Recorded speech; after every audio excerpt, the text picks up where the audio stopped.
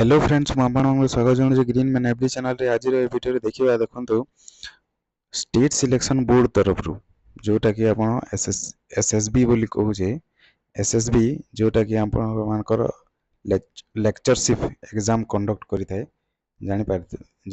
ଜାଣିଥିବେ ଆପଣମାନେ। ତାପରେ ଏବେ କିଛି ଦିନ ପୂର୍ବରୁ ଆପଣଙ୍କର ହାଇସ୍କୁଲ ଟିଚର୍ ମଧ୍ୟ କଣ୍ଡକ୍ଟ କରିଥିଲା ଏସ୍ଏସ୍ବି। ତ ସେହି बोर्ड एटा देखंतु state selection board higher education department Odisha. तो सही डिपार्टमेंट तरफ रु कौन है देखंतु जूनियर असिस्टेंट रो वैकेंसी आसी ठीक अच्छे।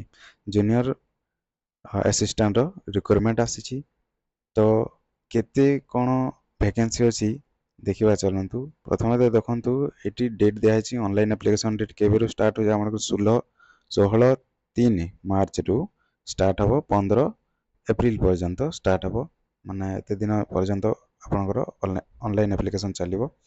तापर देखंतु वैकेंसी पोजीशन जदि देखिबा Odisha university of health science रे टोटल अछि 60 टा ठीक अछि। Council of higher secondary education Odisha सेठी अछि टोटल 28 टा वैकेंसी रही। तापर board of secondary education BSC office जोटा रहउची तार 20 टा वैकेंसी रहउची। एमती हे कि टोटाल हो गला आपनकर 108 टा वैकेंसी ठीक अछि। तापर एटा कैटेगरी वाइज डिवाइड हेची एटा देखि नेबे आपन माने। तापर एज लिमिट सही आपनकर 21 रु 38 वर्ष। एटा कंडक्ट किए करिवो एसएसबी करिवो ठीक अछि। एग्जाम किए करिवो एसएसबी सेटा मन रखिबे। तापर एटा तो किछि नै आपनकर ग्रेजुएशन रहिवो qualification educational qualification bachelor degree.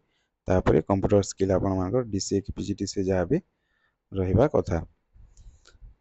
तो ए भलिया तापर देखंतु रिटिन मेथड सिलेक्शन मेथड जो देखिबा रिटिन टेस्ट अछि आपनकर 200 मार्क। कंप्यूटर स्किल टेस्ट हो 50 मार्क रो टोटल हे गला आपनकर 250।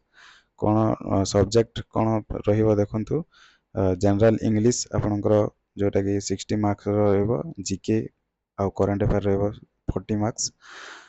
मैथ रहिबो जोटा कि 10th स्टैंडर्ड रो 40 मार्क्स। रीजनिंग रहिबो 60 मार्क। एमती हेदी 200 मार्क देबे। तापर 50 मार्क आपन स्किल टेस्ट ठीक अछि।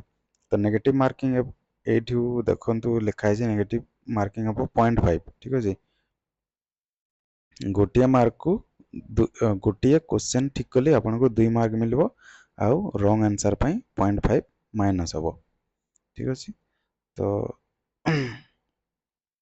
एटा देखंतु कंप्यूटर स्किल टेस्ट जेमती होइते आपनकर एमएस ऑफिस से बोलिया सब हबो। एटा देछि वर्ड पावर पॉइंट एक्सेल एसएस भी देछि ठीक अछि। तो से हिसाब रे आपन प्रिपेयर हंतु। आउ एग्जामिनेशन फीस देछि देखंतु ए एग्जामिनेशन फीस देछि जोटा कि 500 रुपीस देछि। आउ आपनकर एससी एसटी तापर पीडब्ल्यूडी कैंडिडेट मानक पई 500 रुपीस रही। आउ 1000 रुपीस 1000 टंका जोटा रही कि सेटा